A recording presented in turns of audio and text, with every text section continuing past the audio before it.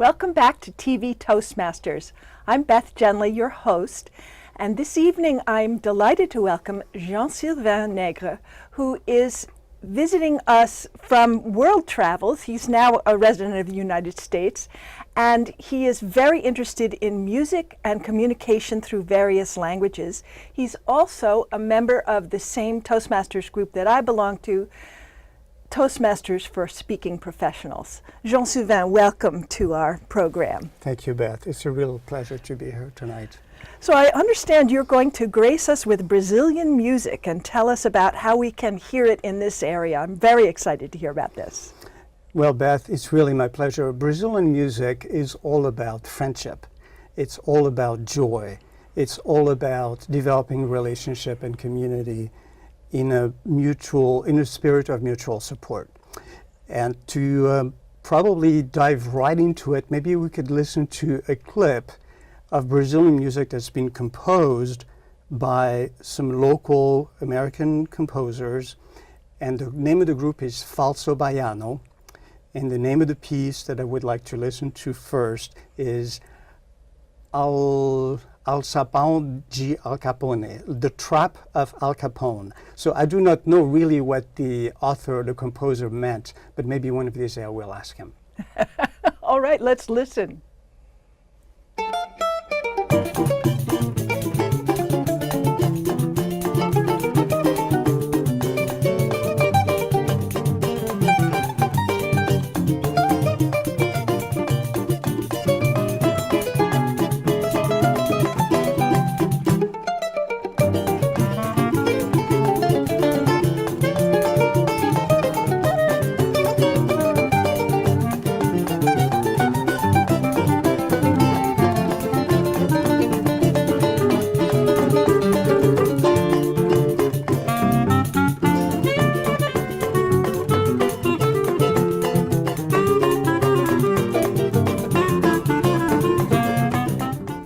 Whoa, that was great. I loved that. Mm-hmm. Tell us more about these musicians. I understand you played with them.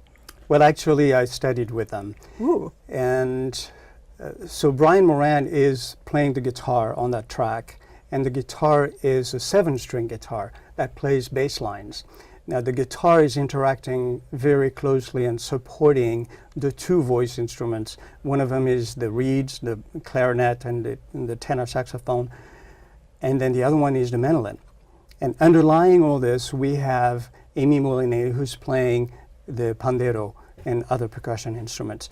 And so what is really exciting about this music is that everybody's listening to each other, everybody's playing for the other musicians, and we have this constant interaction around some specific phrases that carry a meaning a lot of the time. The musicians looked like they were having so much fun and so much joy in the music. It just made me want to jump up and run around. It was really fun. It is really, really infectious. And you know, when we think about Brazilian music in America, we think about maybe Frank Sinatra singing Girl of Ipanema, or we can think about Stan Getz playing the saxophone, a lot of Brazilian standards, or maybe about Carmen Miranda. What many Americans don't know is that with Carmen Miranda was traveling a composer, a very, very good composer from Brazil, who took the opportunity of his travel in the United States to learn from American jazz. And his name is Anibal Agustin Sardinia, and he's also known as Garoto. Now, along with Garoto, and the reason I'm bringing him up is that he's playing choro, the style of Brazilian music that's so lively. And recently in Portland, we had the pleasure and the joy and the honor of listening to Trio Brasileiro.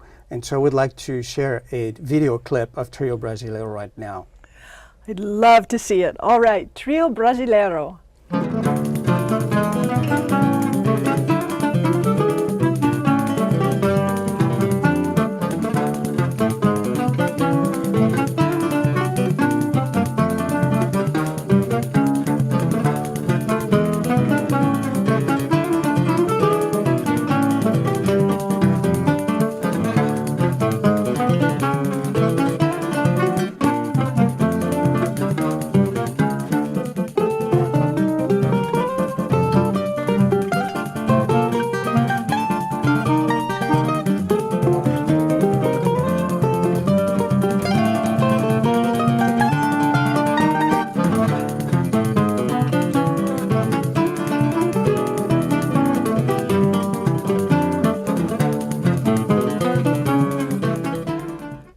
much joy. That was just so delightful. Yes. So Douglas Laura is playing the 7-string guitar, and he's giving the drive. He's driving this piece with his bass lines, and you see how fast he's going on the neck of the guitar. And he's playing very closely with his brother, who's a percussionist, Alessandro Laura. And in between the two of them, we have Dudu Maia, who's playing the mandolin. In this case, he's playing a 10-string bandolim. So it's the Brazilian mandolin called the bandolim. So it's a steel string instrument. And then they're interacting with Anat Cohen, who's a world-class clarinet player who lives in New York City. So the four of them are producing this infectious music that is absolutely irresistible. And when we start learning this music, we just can't stop. You mentioned jazz before, and it struck me especially in this piece that they were really trading melody lines and musical thoughts back and forth, and it seemed like they were creating in the moment. It seems that way. And so that component that you just described is a very important piece of Brazilian music. Now, in American jazz, what we have typically is a pattern that's really structured, and people improvise as well, but they improvise in a different fashion. And also the type of swing that we use in American jazz and the swing in Brazil is rhythmically defined differently. So I'm not going to get into the technicality because I don't have the competency for this, but what I think is admirable is that in the region here on the West Coast, we have many American jazz musicians who do play with Brazilian singers and Brazilian musicians. And there's one in particular in Seattle whom I had an opportunity to listen to about a week ago or so. And the name of the group is Entre Mundos Quarteto. And I would like to share a video by them because they're absolutely delightful. I would like to talk a lot about their music as well afterwards. So Entre Mundos Quarteto would be the quartet between the worlds, which sounds pretty great. All right, let's listen.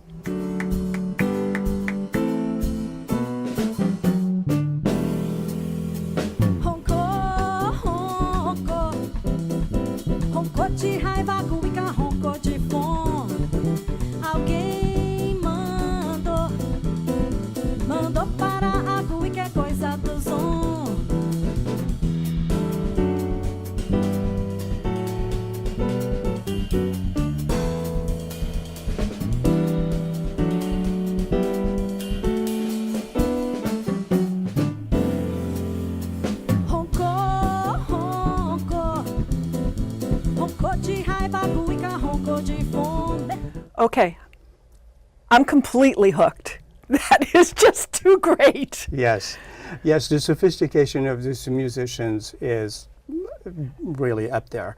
And so what I think is really interesting about this piece is Adriana Giordano, the singer, sings a tune which is somehow reminiscent of forró in terms of the melody. So it's really a piece that could be coming from the northeast part of Brazil.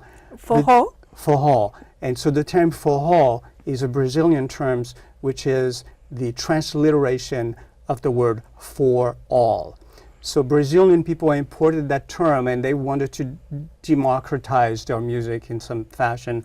A music which is in itself very infectious and also connected with samba rhythm, but quite different from what we know as bossa nova, for example, or other forms of Brazilian music.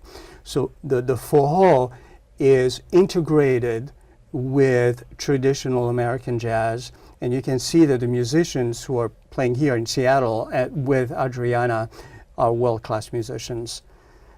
And I think that this particular piece is, and this particular group would be so happy to be playing in Portland with us. Oh, I would love that. Mm-hmm. Well, we have a couple minutes left. Can you just take a minute or two, a minute, to tell us about these instruments you have in front of us? Yes, so these are some of the rudimentary or the basic instruments in Brazilian music. And you know, rhythm is really the key in Brazilian music. So we have those shakers. Like maracas. They're akin to maracas, yes. And then we have the tamborim. So the tamborim is played by specialists, and I cannot play the tamborim. I'm just brought it here for show and tell. And it's done in in a very specific fashion. And then we have the agogo bells. So the agogo bell, if I can play some of this for you right now, you'd have rhythms such as this one.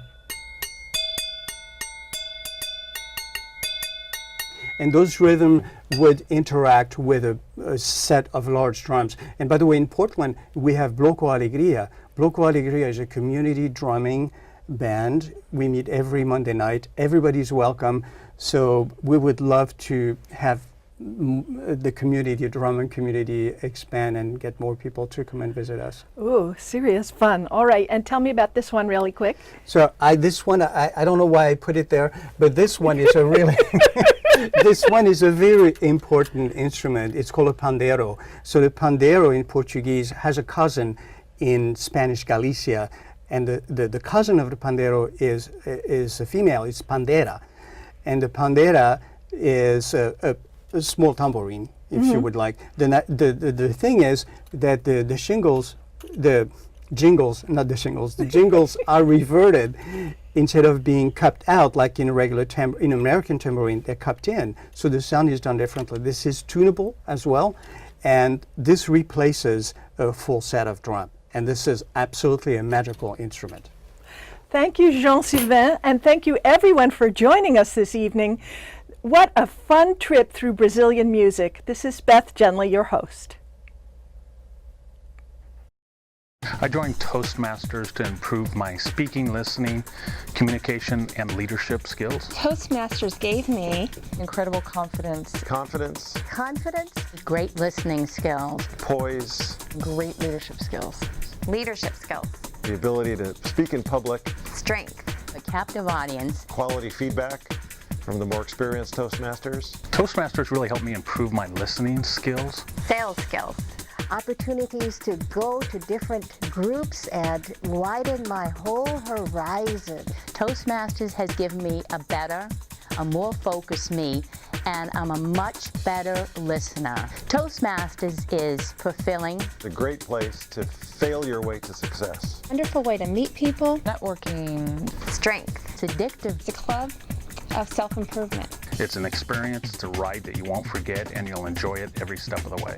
Toastmasters helped me land a kick-butt job. I sang at one of my table topic speeches, and people liked it and applauded. My business is doing great, and I'm very, very grateful to Toastmasters. It's been a great experience for me. Thank you, Toastmasters. Thank you, Toastmasters. Thank you, Toastmasters, for giving me so much confidence. Thank you, Toastmasters, for everything.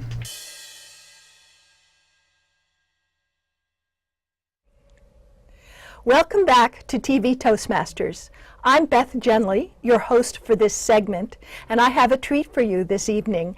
We are here with my friend Tara Rolstad, who is a mental health advocate, a professional speaker, and an author. And she speaks from her own experience raising nieces who live with mental health challenges. Tara, I'm really glad you're here this evening. Thanks, Beth.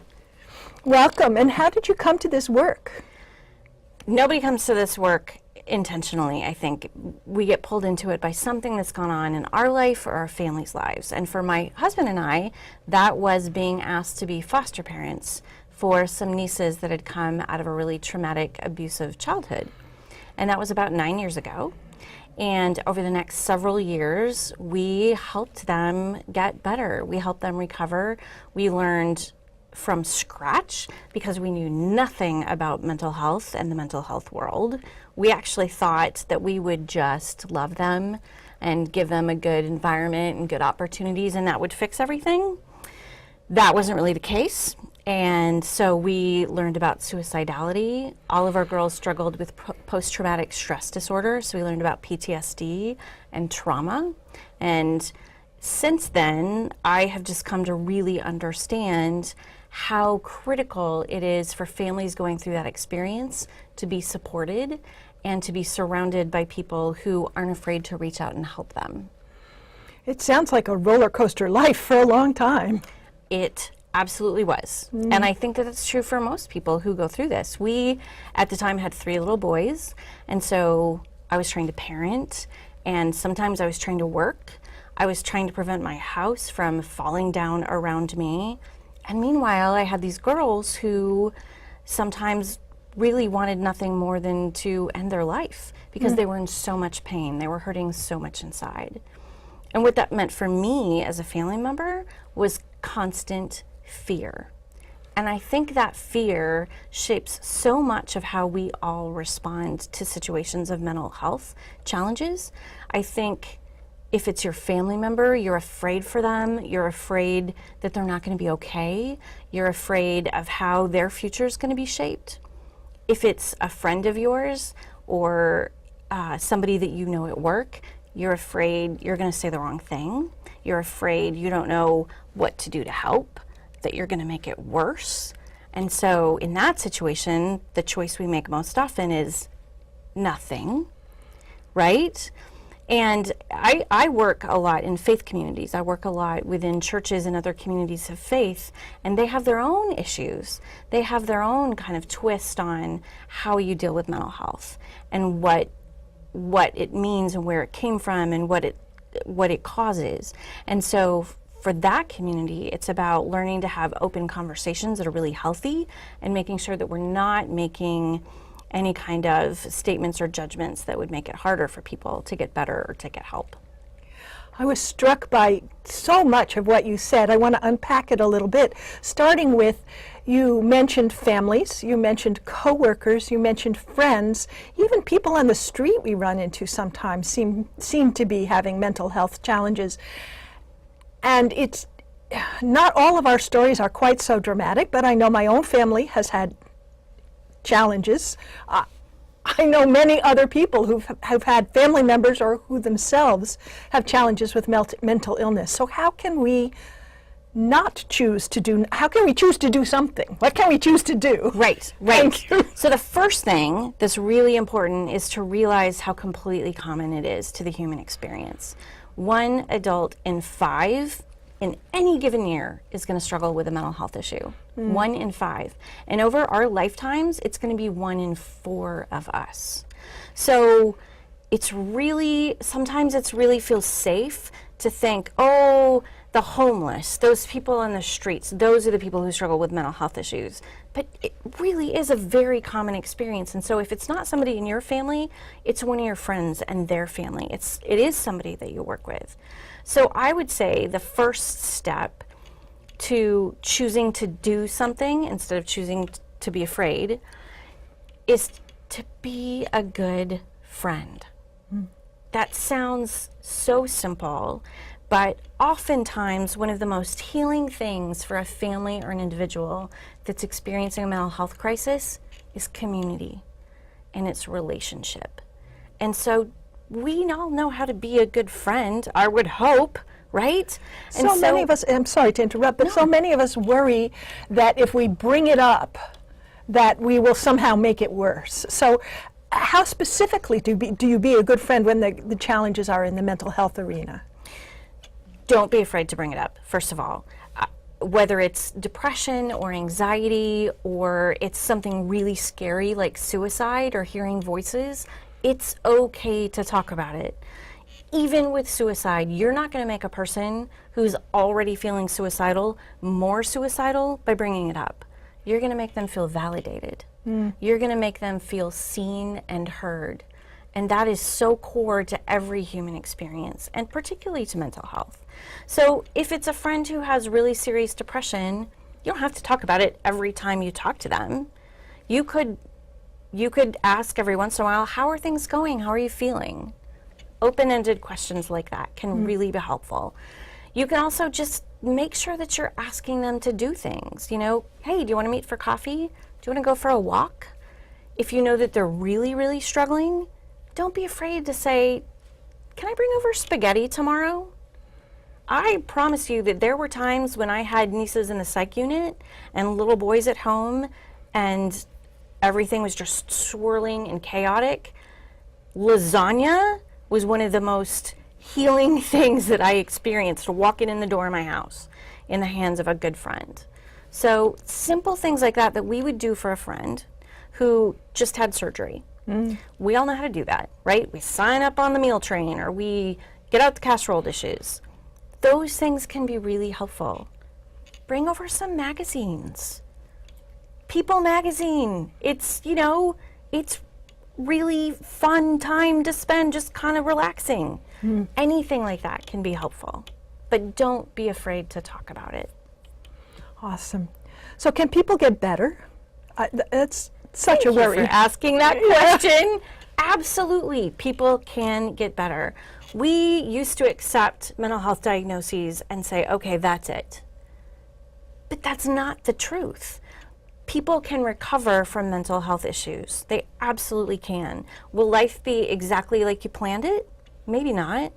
Oh, dang, will life be exactly as I planned it? Is that true for you or me? No. But you can get better, and the first step to that is reaching out and getting some help. So sometimes, if you've got a friend or a family member that's really struggling, one of the best things you can do is say, can I help you make some phone calls? I mean, who wants to go through the darn provider list from their insurance company and try to find somebody who's taking, you know, whether it's a dermatologist or a cardiologist, that's a giant pain, right? And if you're already depressed or you're feeling anxious, something like that, somebody stepping in and saying, can I help make some phone calls for you? What a gift. So don't ever think people can't get better. They may not get all the way better. Life may look different, but meaningful recovery is absolutely possible. I just want to kind of relax into that. That is a beautiful good thing. news, Yeah, right? it's really good news. It's good news. Yeah, that's wonderful And to I hear. want to say that's not just for depression and anxiety. That's true for people with schizophrenia. That's true for people with bipolar disorder. Meaningful recovery is possible, and we don't talk about that nearly enough.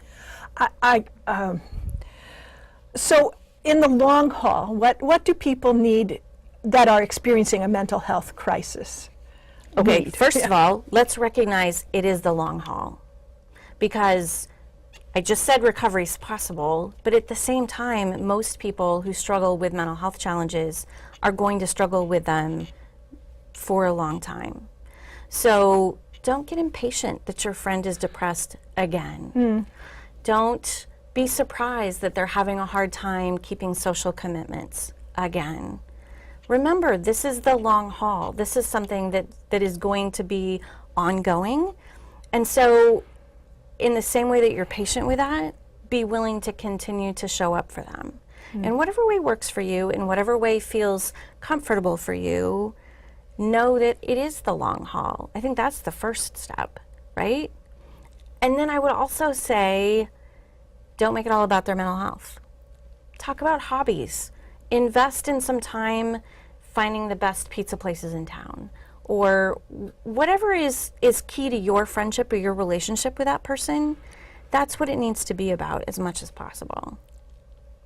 That's beautiful. I really love this model of learning to be a really effective friend and a really helpful friend. That's beautiful stuff. I bet that our audience has a lot of questions and would like to learn more. How do they do that? They can find my website, tararolstad.com, and there's information there on how to contact me, and I'm happy to answer questions. I'm happy to help people find resources or point them in the right direction. They just reach out. Help is available.